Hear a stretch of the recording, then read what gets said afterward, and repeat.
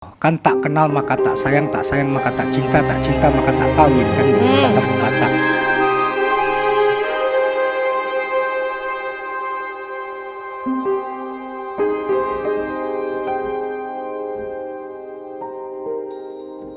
Benarkah Anies Baswedan mencuri start dengan kampanye duluan? Dan apakah hanya Anies yang mulai sibuk menggalang dukungan? Untuk itu kita bahas dengan sejumlah narasumber yang sudah hadir. Saya minta tepuk tangan yang meriah untuk sejumlah narasumber kita pada malam hari ini. Willy Aditya, politisi Partai Nasdem, selamat malam. Malam.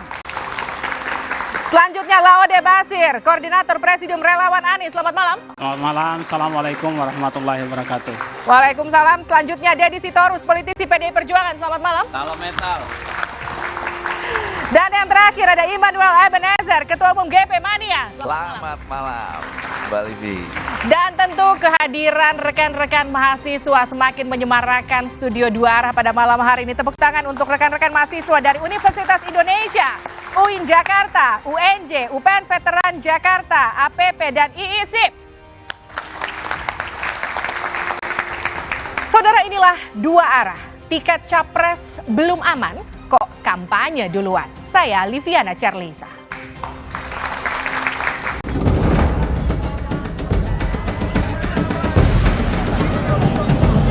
Kita menginginkan Indonesia yang lebih adil.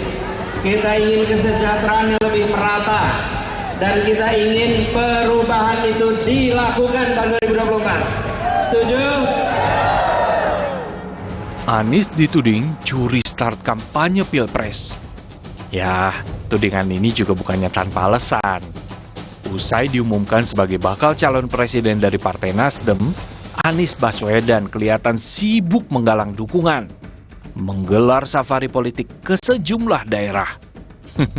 Ada yang kecolek nih. Meski tidak terang-terangan menyebut nama Anies, Sekjen PDI Perjuangan Hasto Kristianto sempat menyindir soal oknum yang main di tikungan dan curi start kampanye. Kalau kita main di tikungan, kemudian curi-curi start, itu rakyat kan juga akan mencatat. Jadi seluruh tahapan itulah yang dikomitmenkan oleh PDI Perjuangan. Menanggapi tudingan curi start kampanye yang menyasar pada dirinya, Anies menganggap safari politik yang dia lakukan adalah bagian dari kebebasan berpendapat. Ini kan belum masuk jadwal, dan di undang-undang ada hak warga negara menyampaikan pendapat. Sementara itu, Wakil Ketua DPP Nasdem Ahmad Ali juga menyatakan rangkaian safari politik Anies bukanlah sebuah pelanggaran, karena Anies juga belum ditetapkan sebagai calon presiden. Anies belum menjadi calon presiden, belum mendaftar di KPU. Aturan KPU berlaku ketika tahapan sudah dilaksanakan. Hari ini, konsolidasi Partai Nasdem sebagai bentuk mengawal keputusan Ketua Umum menetapkan Anies dari Partai Nasdem. Nah, meski Anies terus menggalang kekuatan, tapi sampai saat ini koalisi perubahan belum juga kunjung dideklarasikan. Jika koalisi yang diniatkan akan mengusung Anies ini tidak terrealisasi, lalu bagaimana nasib pencapresan Anies Baswedan di Pilpres 2024 mendatang ya? Dan jika tiket menuju pencapresan belum di tangan, ya untuk apa Anies Baswedan sudah sibuk safari politik duluan? Tiket capres belum aman, kok kampanye duluan. Bang Willy? Yap.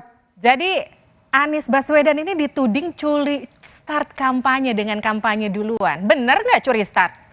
Ya kalau dituding Anies sudah biasa.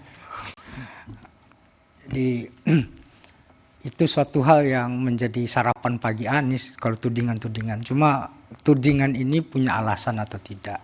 Kita jangan kemudian terjebak dalam proses bolak-balik akal sehat. Ya.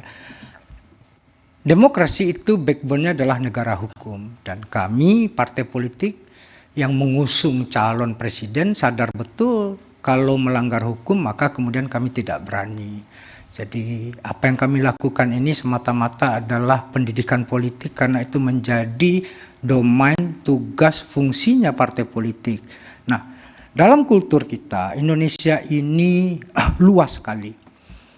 Hampir tidak terjamah, hampir tidak tersapa, hampir tidak didatangi oleh semua kandidat.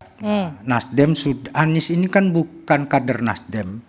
Karena Anies bukan kader Nasdem dan Nasdem partai yang terbuka, maka kemudian kami harus memperkenalkan Anies Baswedan ke semua struktur dan pemilih Nasdem. Emang Anies kurang terkenal sampai harus diperkenalkan ke keliling Indonesia? Bukan terkenal. Anies terkenal di publik, tapi kan butuh dialog. Kan tak kenal maka tak sayang maka tak cinta maka tak kawin, kan gitu kata pepatah. Jadi proses kawinnya Anies dengan Nasdem ini adalah suatu hal yang ibaratnya bawa ke struktur lah. Jadi kami berkeliling itu bersilaturahim itu katanya membuka pintu langit untuk rezeki dan umurnya panjang itu. Jadi kami lakukan itu semata-mata untuk kemudian berdiskusi dengan kader, dengan simpatisan, dengan fungsionaris, karena sebenarnya kan Nasdem ingin menggelar konvensi. Nah, konvensi itu kan adalah ruang dialektika, tidak hanya semata-mata menjual diri, tapi juga apa yang terjadi di tengah-tengah publik. Kita merasakan problem secara real, sehingga kita tahu nanti ketika kita menyusun program, kita memiliki basis material masalah yang bisa kita Oke, tepuk tangan dulu untuk Bang Willy.